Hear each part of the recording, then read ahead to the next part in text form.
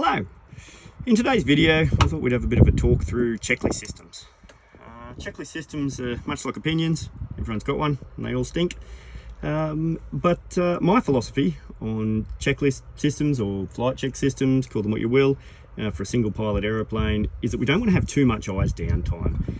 So unlike the old days with the checklists where we'd have a piece of paper in front of us, we'd read the item and then we'd do it, and we'd read the next item, then we'd do it.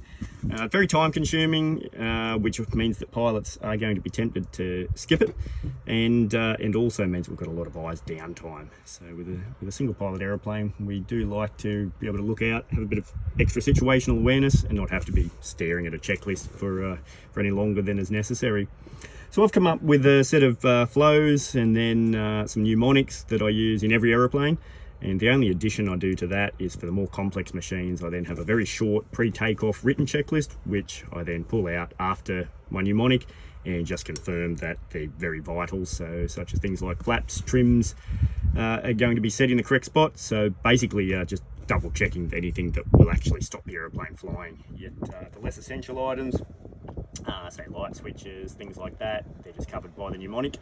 And then I also have some lineup items that I check in every aeroplane, and also my final items on final approach that regardless of whose aeroplane I'm flying, whose checklist system I'm using, I'll still mentally run through those ones just to cover myself, and they're the ones that'll catch you out from making a boo-boo when you're tired at the end of a long day. So sitting in the caravan here, I thought I'll take you through some of my flows and mnemonics, but like I said, I apply them to every aeroplane, whether it's the turbines, the tailwheel, or the twins. Let's have a look through some of them. Okay, so bear in mind, I'm not actually going to start the aeroplane, I'm not actually going to take off, so that's why I'm not actually going to flick any switches, just talking you through how I do it. Also, when I say that I've developed these systems, obviously things like the time-honoured temp fish, I didn't actually invent. I've just taken it and stuck it into the way I do things. So yes, don't claim copyright on me for some of those old-school GA mnemonics. But the pre-starts I always do as a flow. The reason I do that is because essentially, if I flow around the whole cockpit, I look at every switch on the way past or every control and consider where it should be, then I can't really miss anything. Trying to do the start from memory, it is possible you can miss things, which you won't notice until it's a bit later on. So most of the aeroplanes, especially all the Cessnas, I start at the fuel selectors, which in the Caravan are up here. In most of the singles, down here, the bottom of the pedestal. Regardless of where they are, I just deem them as the starting point and then straight to the bottom of the pedestal. So I know you can't see it down here, but I flow up past my my shutoffs, trims, any of the power control levers. Like I said, I'm not actually talking through where I'll put them at the moment.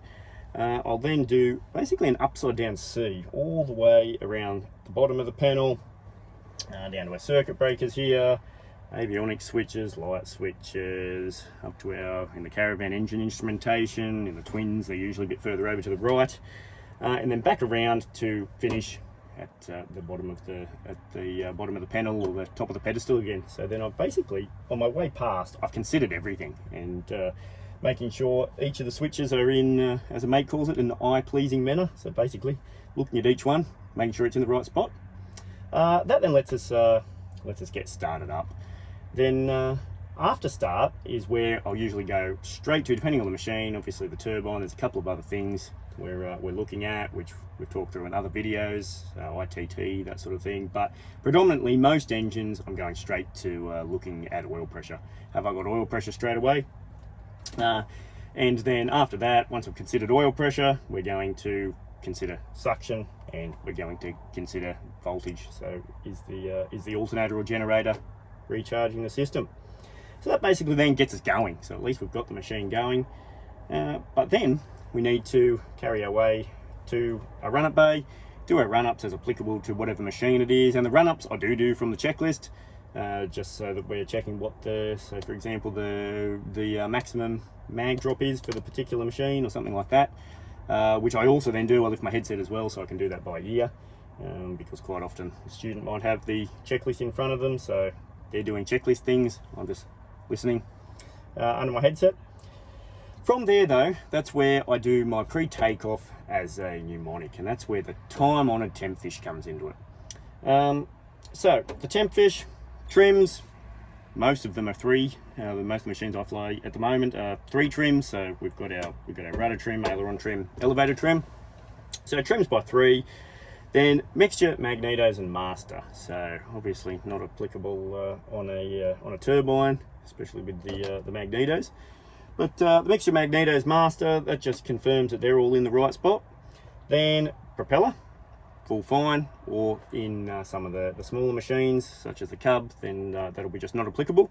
So propeller full fine, park brake, we're going to make sure is off for takeoff, and then primer, not applicable in this machine, but in the carbide pistons, primer is locked so that it won't creep open on us on takeoff. So I've got to start from the top again every time I pause, because I get out of my flow. So trims, mixture, magnetos, master, propeller, park brake. To the F's, fuel. So fuel, I make sure that I'm on the correct tank selection. I do have quantity, and in some aeroplanes I'll check the pressure, so checking the gauge, and in others such as the Caravan, checking that the shutoff is completely in the takeoff position. Next F is flaps, and again I check 3 things. I check that they are selected to what I want, that they're indicating. If we've got an indicator in something like the Scout or the Cub, the indicator is looking outside. And then in other machines, I'll then do the third one, is visually confirm, which obviously in the Scout situation we just talked about, that is the same as indicating. Say in the Caravan, we'll set the flaps, check the indicator is showing the selection we want, and then we'll visually confirm to make sure they both come down evenly. So fuel, flaps. I for instruments. So this is where I have another look at my temperatures and pressures, making sure they're happy. Especially on the tightly cowed pistons, because they're the ones that can get quite warm. And also then setting up the flight instruments. So obviously these nice tellies, that make things a little bit easier, because if they haven't got any big red X's on them, then that's usually a pretty good sign. But then also setting up the standby, so the AH, setting the altimeter, setting a DI to the compass if it was analog. So instruments, and then this is where it has a bit of a, how would you say, a bit of a German twist to temp fish. So instruments, switches, controls, hatches, harnesses. So switches, making sure that all of my lights are on as applicable to the situation. And then controls, we're going to check that they're full, free and correct. So full means we can go the full deflection, free means they're not binding up, and correct means that we're actually looking out to make sure they're going the correct sense. So making sure they haven't been rigged backwards or anything of that nature. And then the H is hatches and harnesses. So checking that we have a seatbelt on, our doors are shut, passengers have seatbelts on. From there, we're ready to line up. Now we do have a lineup checklist for different aeroplanes, where we'll run through a few of the items, such as this is turning the igniters on. But then my little subconscious one, my back of my mind one, when I line up in any aeroplane, and like I say, I'm quite often sitting in the right-hand seat of an aeroplane doing a check with someone who has a different checklist system, so that's where I let them do their checks, and I just run through my own little one to make sure that any of the vitals haven't been missed. And for me is FFTT, so fuel, flaps, trims, tail wheels. So fuel, is it on? We've got fuel in the tank we've got selected. Flaps, are they set? Trims, are they set? And because in some of the bigger aeroplanes, you're simply not going to overpower them. And the tail wheel, is the tail wheel locked? So that's obviously only relevant to the tail wheel machines. But I do use that tail wheel one as well as a prompter in seaplanes to make sure I've retracted the water rudders. So off we go. We do our flight. We do our flight around to wherever we're going. Come back into the circuit, and pre-landing is the time-honoured bumfish that I believe just about everyone on the planet uses. Feel free to correct me if I'm wrong, if you've got some other system. But the bumfish is brakes, undercarriage, mixture, fuel, instrument, switches, hatches, harnesses, and heater. Then the really important one is the one that I do multiple times, and that's the final item. And I use puff C. So pitch is coming up to full fine, undercarriage is fixed, and if I have a retractable machine, then I'll check that it is down, which I check 3 things. Handles down, I have the down indication, which in most aeroplanes is going to be 3 green lights, and I've also got one in the mirror if we happen to have a mirror fitted. If we don't have a mirror fitted to be able to see the gear, then I still look for it and note it, so that then I am making myself very conscious of where the gear should be and comparing where it should be with the other indications.